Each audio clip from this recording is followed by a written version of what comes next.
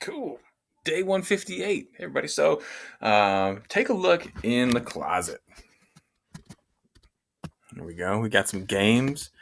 And notice all the different colors that we see here. Right now I have 3 lights on. They're pretty close to white. So if they're white, that means they're putting out all the colors. And if you look in here at these games, we've got yellow games, red games, blue games, all kinds of different colors. And, even if I put the shadow in the way, we can still see all those colors. Okay, so turn this red light on up here. Where is it? Boop, there it is. Let's look at the games again. I still see all the colors. Go ahead and turn this off. And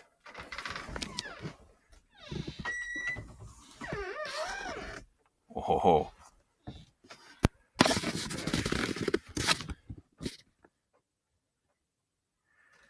all right. I got a little too close there. The white light from my screen was messing things up. Take a look at this game right here. Perfection.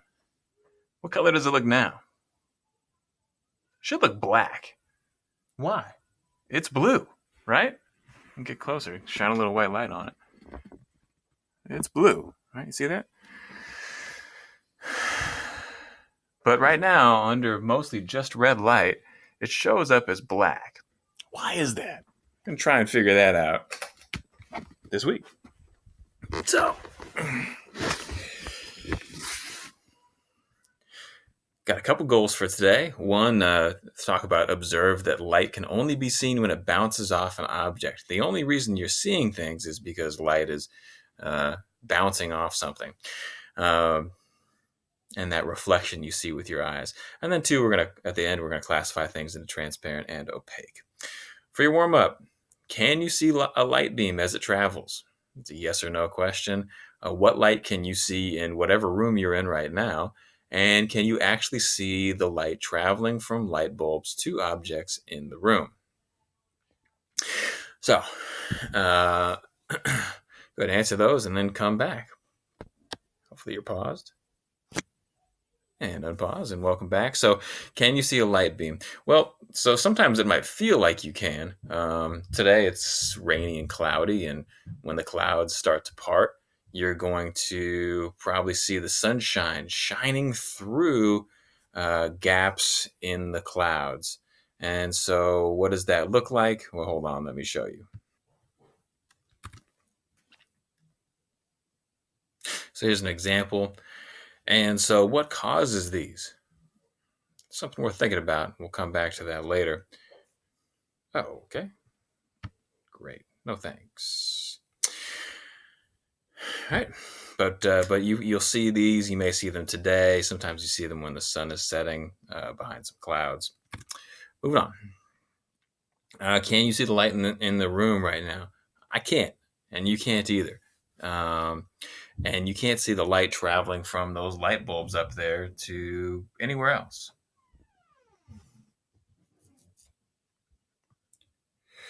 So we're going to do our activity on a slideshow. The link's down here. And let's get started.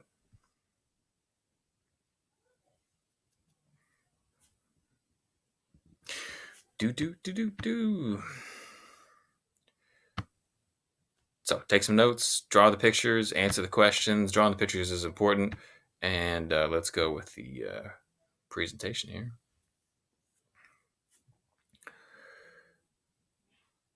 Do.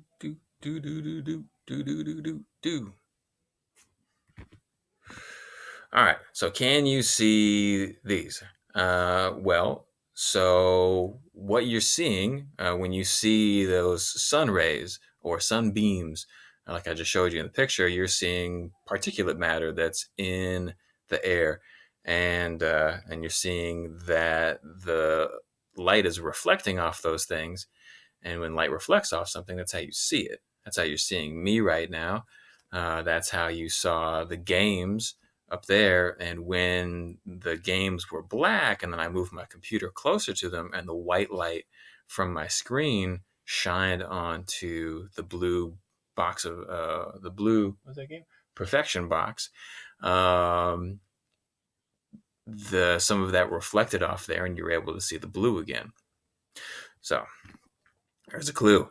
Illuminated. What does it mean? Something that scatters or reflects light. So we're going to look at and think about illumination today. So think about the sun shining on the earth, and do we see sunbeams? Well, sometimes, but not always, right? We only see that if there's particulate matter in the sky, and if some of that is blocked, right? That picture of the cloud, there's particles in the air all the time, right? It's not always pollution. Sometimes it's dust. Sometimes it's not sometimes. It's always the molecules that make up the air, right? They're all up there, and usually we see the sun hitting those things. If it's kind of a misty day, or if the air quality isn't so good, you'll notice that it's hard to see mountains far away. It looks like they're obscured, and that's the sun hitting all those particles in the air, and it reflects some of the light and makes it hard to see past them. Well, if there's a cloud in the way, like in that picture, then not all of those particles get reflected, and so we see a difference. Our eye perceives that there's a difference between the area of the sky where the particles are getting sunlight and reflecting that, and then where they aren't, right? So behind the cloud, the air looks clear, and then above the cloud, where the sun is able to hit the air, it looks a little bit less clear, a little bit more opaque. All right. So here's what we were just talking about. All right, we got moisture or dust in the air, and in class we usually do this with a projector light, one of those old school projectors. We'll turn it on, and you can see the dust in the air. And the only reason you can see that is because it's reflecting the light. Otherwise, you normally wouldn't see the dust in the air. Okay, here's some sun. Things that are luminous, they give off their own light, like sun, firefly, candles. Light rays from the sun, we treat them as parallel rays, because by the time they get to us, even though the sun is, its light is going in all different directions, by the time it gets to us, we're so far away, we're way over here. The light rays that get to us, they've traveled basically all in this same direction, and so they're parallel by the time they get to us, essentially. Okay, so we're going to look at some different rays. We got when we shine light on something, and we can think of this as being like a laser beam. So we've got three different things to think about. We got the incident ray. So that's we call that incident or going in. It's the thing that's being shined. And then it reflects. So imagine this is a mirror or some other reflective surface, glass maybe. And so there's a reflection, and that reflection is going to be complementary, like this. And then we think about a normal line, right? Remember normal to the surface, the normal force. So that would be perpendicular. And so these things are always going to be complementary about that normal line. And let me show you what this all looks like. Here we go.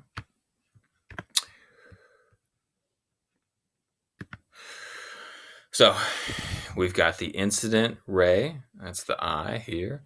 We've got the reflected ray, that's the R. And we've got angles between them, and the angle goes from that ray to the normal line.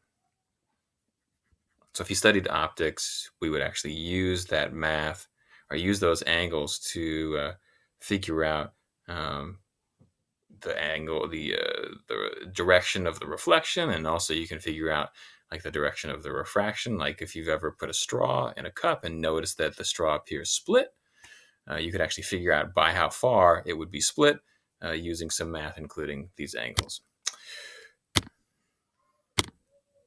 Okay, so how does light make it possible for us to see the world around us? So here's a scene with a person. What else do you notice? We've got a person, we've got their shadow. The sun is over here on the right. We got a house. We got a shadow behind the house. There's a dog in the shadow. And it seems like we can see all these things. How does light make it possible for us to see these things? I'll take a minute and answer the question.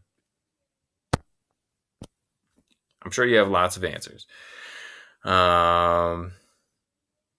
common answers would be things like light lights things up, um, light makes things visible, um, light spreads energy, and then we see the energy. Um, Light bounces off of things. Light reflects off things, and then we see those reflections. There's a whole bunch of different answers that students usually give.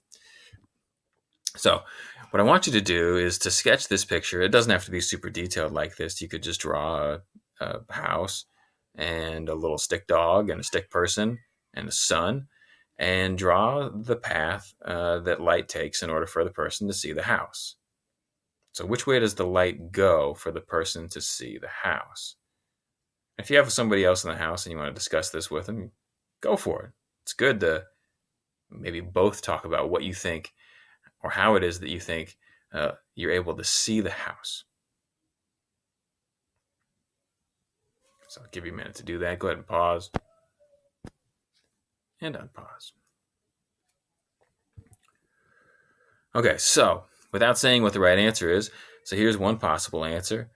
So Timmy draws the light beam, and he thinks that the sun goes to his eyes, and then from his eyes the light goes to the house, and that's how he's able to see the house, because the light goes to his eyes, and then from his eyes to the house. So what's wrong with that? Well, so if the light has to go from your eyes to the object in order for it to be illuminated, like how would it be possible that you can see things over there? Or would it be possible for other people to see things, or for other things to see things? And what about the dog? Do you think the dog sees this person over here? There's no light going to the dog's eyes. So how is it that the dog sees this person if this is the way it works? All right, so these might be the things that I would ask Timmy to help him think about what actually works here.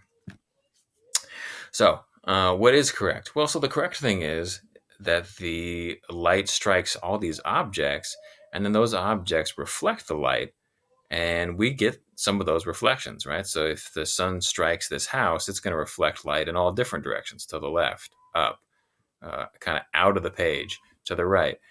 And some of those are going to manage to get back to our eyes, and then our eyes have receptors, and we perceive that energy, and our brain recognizes what it means, and then we interpret it as an object.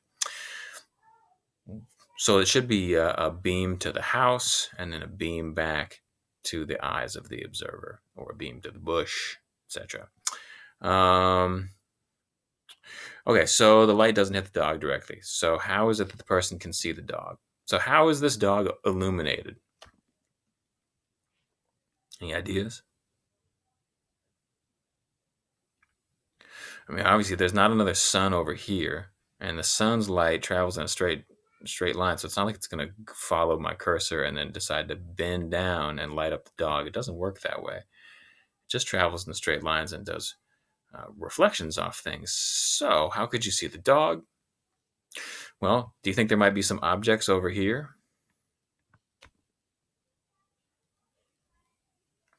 Maybe you've been in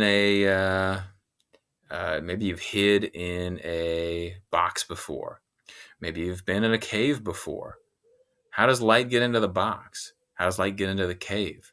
Through the opening, right? So even if I had like a trash can like this, and I was in it, as long as the lid's off, there's going to be light inside because the sun shines. The sun shines, and it illuminates all the particles in the atmosphere, and those things all reflect some of that light back down the other way. You know, when the sun sets, it's still light outside, right? That's because when the sun goes down over the horizon, it's still shining back up over the horizon, hitting the particles in the atmosphere, and then those reflect back down. Looks like this.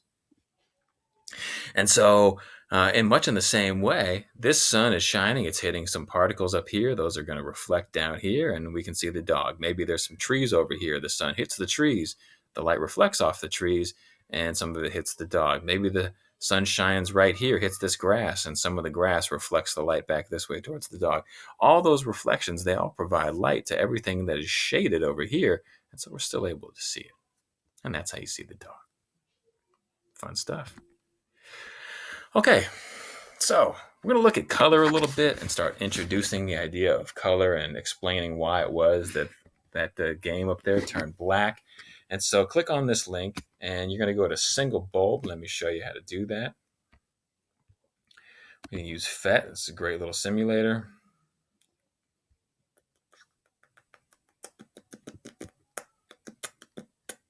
So single bulb is what you'll click on. And here is the single bulb. And interesting person. So the goal was to make white light. And so to make white light, you would just click on the white light and then turn it on. So there it is. This is showing that the person's brain is perceiving what they see to be white. Now, the next challenge is to make green. So let's try and do that. So there's a couple ways to do that. I can have a colored bulb, and I can make it be green. And a cool thing to do is to turn on the photons. And so here you can see the individual photons shining in towards the person, right, being emitted. And so we have a special flashlight that just emits green photons. Probably the most common way you see this in your life would be maybe like a green LED, green laser, right? Green laser, green LED. Might be a combination of colors. Okay, so this is one way to make green light. There's another way. You can use a filter. So check this out. Turn on the filter. Oop, I have a yellow filter on. Notice that no light is coming through, and the person is perceiving what color here. If I wanted a green light, I could use a regular old white flashlight, and notice that this white flashlight is emitting lots of different colors. This is supposed to be all the colors of the rainbow. If I wanted this to be green, well, I would just apply a green filter, and notice what comes through, just green stuff. So everything else is basically being blocked. If, on the other hand, I wanted to make black, well, a couple options there. One, I could do that. What did I do? I turned off the light, right? The other option is, I've got all these colors coming out. I could make my flashlight be like what's this? I could make it let's call it a blue flashlight. And notice that the green filter only lets the green through. And if there's no green here, then nothing gets through. And I see what color? Black. If I had this be something that was like a combination of green and something else, it starts to let a few things through, right? See what they start to see. This is a fun little thing to play with. So a few different ways to make colors, a few different ways to make black. And that's the lesson for today. So hope you enjoyed, and stay curious, and we'll do more with color and filters and things tomorrow. And again, if you get the chance to find a water or soda bottle that is red or blue, do that. Also, if you have a clear one, you can color it red, and I'll show you how to do that for later this week. But just like a big square of a water bottle, and then you can color that different colors, and then I'll show you how you can use the flashlight on your phone to and then start making your own filters at home, and then explore what happens when you combine them. It's pretty fun. Simple stuff you can do with just some plastic and some markers. All right. Okay. That's it. Oh, Zoom tomorrow at 11 o'clock, and we'll do some demonstrations with colors then.